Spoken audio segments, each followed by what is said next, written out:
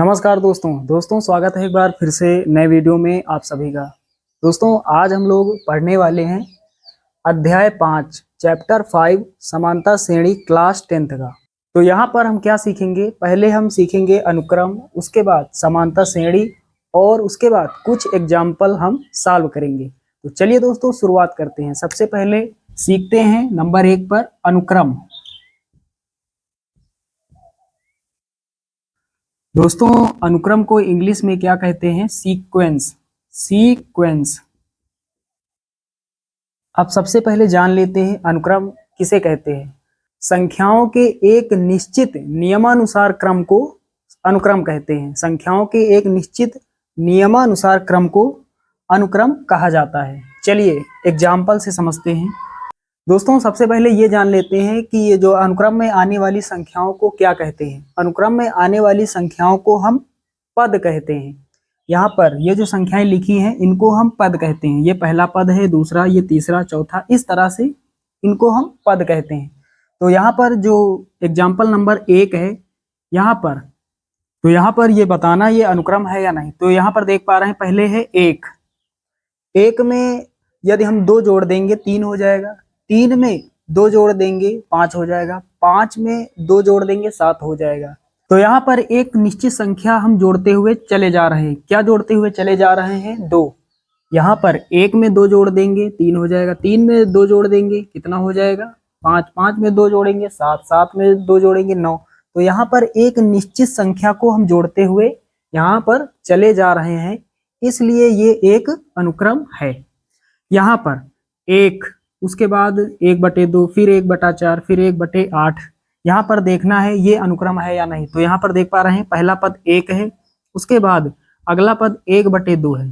तो यदि हम 1 में गुणा कर दें 1/2 से तो कितना हो जाएगा? 1/2। तो 1 को हम गुणा कर दें 1/2 से तो 1/2 हो जाएगा। 1/2 को यदि हम गुणा कर दें 1/2 से तो 1/4 हो जाएगा। 1/4 को यदि हम गुणा कर दें 1/2 से तो 1/8 हो जाएगा। उसके बाद 1/8 को यदि हम गुणा कर दें 1/2 से तो 1/16 हो जाएगा। तो यहाँ पर 1/2 से हम प्रत्येक संख्या में गुणा करते हुए चले जाएंगे तो अगला पद हमें मिलता हुआ चला जाएगा। तो यहाँ पर ये एक अनुक्रम है। उसके बाद यहाँ पर 2 के बाद 5 है, 5 के बाद 8, 8 के बाद 11। तो यहाँ पर 2 में यदि हम जोड़ दें 3, 5 हो जाएगा। यहाँ पर 5 में जोड़ दे 3, 8 हो जाएगा। 8 में 3 जोड़ देंगे 11 हो जाएगा। तो यहाँ पर एक निश्चित संख्या को यदि हम जोड़ते हुए चले जाएंगे तो अगला पद हमें प्राप्त होता हुआ चला जाएगा। तो यहाँ पर ये एक अनुक्रम है। चलिए दोस्तों अब डी नंबर, इसको देखते हैं ये अनुक्रम है या नहीं। तो यहाँ पर पहले 2 लिखा हुआ है, पहला पद 2 है, फिर उसके बाद 5 है, फिर 3 है, फिर 4 है। तो पहला पद 2 है, 2 में यदि हम जोड़ देंगे 3, 5 हो जाएगा। 5 में यदि हम 3 जोड़ेंगे तो 8 होना चाहिए। यहाँ पर 3 है, तो यहाँ पर कोई क्रम बन नहीं रहा है, इसलिए ये अनुक्रम नहीं है। तो साथियों यहाँ पर लास्ट में इस वाले एग्जाम्पल में कोई निश्चित संख्याओं का क्रम है नहीं, इसलिए अनुक्रम नहीं है, बाकी सभी अनुक्रम हैं। चलिए दोस्तों अब उसके बाद समझते हैं समानता श्रेणी, जिसे इंग्लिश में अर्थमेटिक प्रोग्रेशन कहते हैं। तो समानता श्रेणी को शॉर्टकट यानी लघु रूप में किस तरह से लिखा जाता है? समांतर श्रेणी इस तरह से लिखा होता है और इंग्लिश में एपी लिखा होता है। ए का मतलब अर्थमेटिक, पी का मतलब प्रोग्रेशन। तो हिंदी में इस तरह से लिखा होता है और इंग्लिश में इस तरह से लिखा होता है एपी। तो ये आप अच्छे से सीख गए। उसके बाद समांतर श्रेणी क्या होती है ये जान लेते हैं। दोस्तों समांतर श्रेणी की परिभाषा हम कैसे बताएंगे तो समझ लेते हैं। ऐसी श्रेणी जिसके किसी पद में पूर्व पद को घटाने पर समस्त श्रेणी का मान स्थिर रहता है, अर्थात बदलता नहीं, उसे हम क्या कहेंगे? समांतर श्रेणी कहेंगे। चलिए यहाँ एग्जाम्पल के माध्यम से समझते हैं। दोस्तों यहाँ पर हम लिख देते हैं 1, 3, 5, 7 और आगे डैश डैश। तो साथियों इसकी डिफिनीशन के अनुसार यहाँ पर क्या हो जाएगा? आगे वाले पद में पीछे वाले पद को घटाने पर समस्त श्रेणी का मान बराबर रहे। तो यहाँ पर 3 में घटा देते हैं 1, पूर्व का मतलब जो पहले आया हो। तो यहाँ पर एक पद है 3, 3 के पहले जो संख्या है 1 है, यानी 3 से पूर्व जो आया हुआ पद है 1 है। उसके बाद एक पद है यहाँ पर 5, 5 के पूर्व यानी 5 से पहले जो संख्या है वो है 3, और यहाँ पर 7 है, 7 है, 7 से पहले संख्या है 5। तो यहाँ पर पूर्व वाले पद को घटाकर देखते हैं यहाँ पर कि समस्त श्रेणी बराबर है या नहीं। तो यहाँ पर 3 में घटाएंगे 1 तो कितना बचेगा 2। उसके बाद 5 में घटाएंगे 3 कितना बचेगा 2 बचेगा। उसके बाद 7 में घटाएंगे 5 कितना बचेगा 2। तो यहाँ देख पा रहे हैं अंतर जो है वो एक निश्चित है यानी बराबर है, तो इसलिए ये समानता श्रेणी है। उसके बाद दोस्तों थोड़ा और जान लेते हैं, ये जो पहला पद है यानी जो प्रथम पद है इसको कहते हैं हम A1, A1 कहते हैं या फिर A कहा जाता है, और दूसरे पद को A2, तीसरे पद को A3, चौथे पद को A4।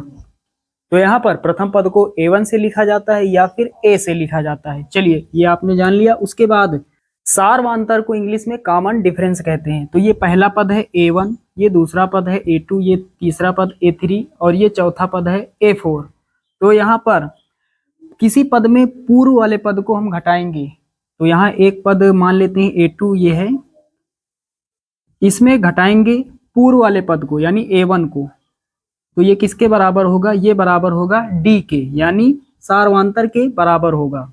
उसी प्रकार यहाँ पर A3 में घटाएंगे A2 तो ये किसके बराबर होगा D के, और यहाँ पर A4 में घटाएंगे A3 तो ये किसके बराबर होगा, ये बराबर होगा D के। तो सार्वधातुक कैसे निकालते हैं, कॉमन डिफरेंस कैसे निकालते हैं, किसी पद में पूर्व वाले पद को घटाकर सार्वधातुक निकाला जाता है। चलिए दोस्तों अब थोड़ा और सीख लेते हैं। साथियों आपने अनुक्रम सीख लिया, समांतर श्रेणी सीख लिया, उसके बाद समांतर श्रेणी और अनुक्रम के बीच में डिफरेंस क्या होता है, अंतर क्या होता है, थोड़ा ये जान लेते हैं। तो एग्जाम्पल नंबर 1 पर यहाँ देख पा रहे हैं 2 और 4, 2 में यदि हम 2 जोड़ दे 4 हो जाएगा, 4 में 2 जोड़ेंगे 6, 6 में 2 जोड़ेंगे 8 हो जाएगा। तो यहाँ पर एक निश्चित क्रम है, यहाँ पर ये अनुक्रम भी है और समांतर श्रेणी भी है। तो यहाँ पर ये अनुक्रम इसलिए है क्योंकि यहाँ पर एक निश्चित संख्या जुड़ती हुई यहाँ पर चली जा रही है।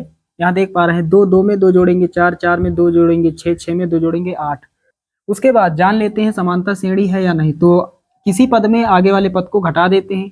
8 में घटाएंगे 6 कितना बचेगा, 8 में घटाएंगे 6 2 बचेगा। उसके बाद 6 में 4 घटाएंगे कितना बचेगा, 2 बचेगा। 4 में 2 घटाएंगे कितना बचेगा, 2 बचेगा। सार्वधातुक बराबर है इसलिए ये समांतर श्रेणी और अनुक्रम दोनों है।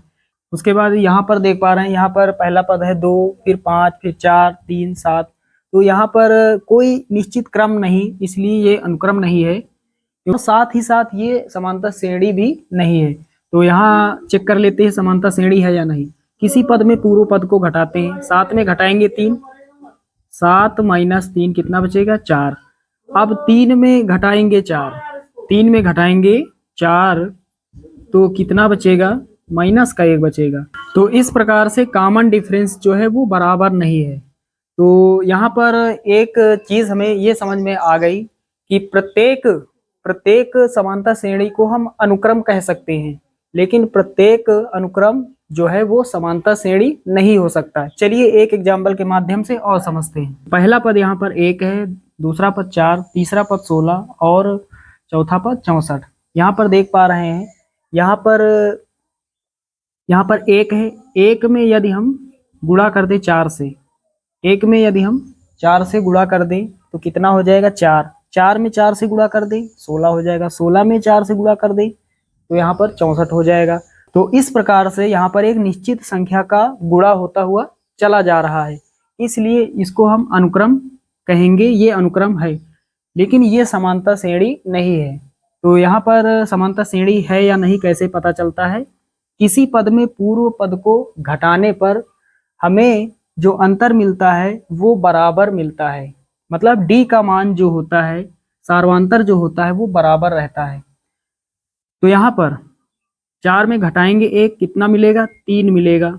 उसके बाद 16 में घटाएंगे 4 कितना बचेगा, 12 बचेगा। तो यहाँ देख पा रहे हैं किसी पद में पूर्व पद को घटाने पर जो सार्वंतर है वो बराबर नहीं प्राप्त हो रहा है, इसलिए यहाँ पर इसको हम समांतर श्रेणी नहीं कहेंगे। ये अनुक्रम है लेकिन समांतर श्रेणी नहीं है। इसलिए यहाँ पर हमने अभी आपको बताया कि प्रत्येक समांतर श्रेणी को हम अनुक्रम कह सकते हैं, लेकिन प्रत्येक अनुक्रम को हम समांतर श्रेणी नहीं कह सकते। तो चलिए दोस्तों, आपने समांतर श्रेणी और अनुक्रम को अच्छे से समझ लिया होगा। चलिए अब हम लोग शुरुआत करते हैं प्रश्नावली 5A, प्रश्नावली 5A। तो करना क्या है, यहाँ पर सवाल ऊपर पढ़ लेते हैं। निम्नलिखित में से प्रत्येक समांतर श्रेणी के लिए प्रथम पद तथा सार्वंतर लिखिए। तो यहाँ पर सवाल नंबर 1, 2, 3, 4 सवालों में हमें क्या बताना है, हमें बताना है प्रथम पद यानी ए का मान और सार्वंतर यानी कॉमन डिफरेंस जिसे डी से लिखा जाता है, ए और डी का मान हमें बताना है। तो साथियों यहाँ पर पहला सवाल क्या है, 3, 1, -1, -3 आगे डैश डैश। इस समांतर श्रेणी में हमें प्रथम पद और सार्वंतर बताना है। तो प्रथम पद यहाँ पर बहुत ही आसान है। प्रथम पद यानी पहला वाला पद, तो पहला पद यहाँ पर ये है, इसमें पहला पद ये है, इसमें पहला पद ये है और इसमें पहला पद ये है। तो प्रथम पद बहुत ही आसान है। तो इस सवाल में प्रथम पद क्या हो जाएगा, सवाल नंबर 1। तो यहाँ पर प्रथम पद, तो प्रथम पद अर्थात ए का मान कितना हो जाएगा, 3। उसके बाद दोस्तों सार्वंतर डी का मान हमें बताना है। तो डी का मान कैसे निकलेगा, किसी पद में उसके पूर्व वाले पद को घटा देंगे।